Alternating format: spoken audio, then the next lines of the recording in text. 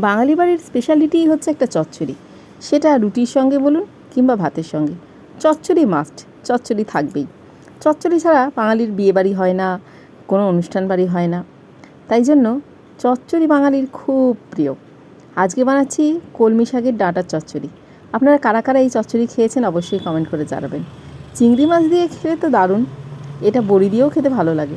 বড়িটা সর্ষের তেলে ভালো করে ভেজে নিয়েছি। এই বড়িগুলো সেই হস্তশিল্প মেলা থেকে এনেছি, অনেক দিন গেল, আর অল্প কয়েকটা আছে। আর বড়ি খেতে তো আমি ভীষণ ভালোবাসি। আমার বাড়ির কর্তা, আমার বাড়ির খুদেটা সেটাও ভালোবাসে।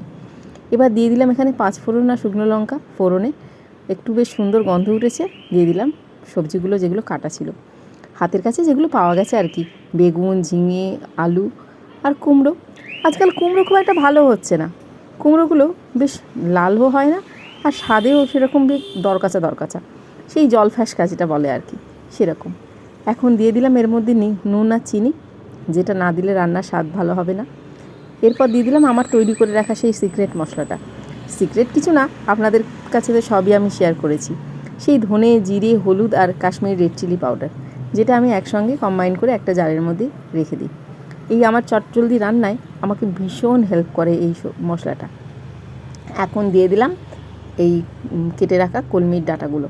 দেখছেন কতটা টাটকা ফ্রেশ। এই কলমির ডাঁটাগুলো আমি বেশ আলাদা করে ফ্রিজে রেখে দিয়েছিলাম। আর শাকটা রান্না করে নিয়েছি গতকাল, যেমনভাবে করি আর কি।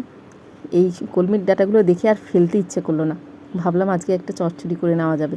দুদিনের দুটো পদ হয়ে গেল। কীরকম বুদ্ধি বলুন তো, আপনারাও নিশ্চয়ই এরকম করেন।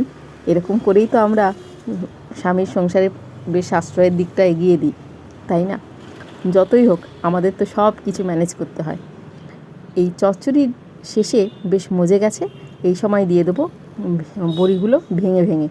বড়িগুলো ভেঙে টুকরো করে দিলে চচ্চড়ির মধ্যে বেশ মিশে যাবে, আর স্বাদটাও বেশ অন্যরকম হয়ে যাবে। এরকম করে আপনারা একবার বানিয়ে দেখবেন, দেখবেন খেতে দুর্দান্ত লাগছে। আজকের রেসিপি আপনাদের কেমন লাগলো অবশ্যই একটা কমেন্ট করে জানাবেন।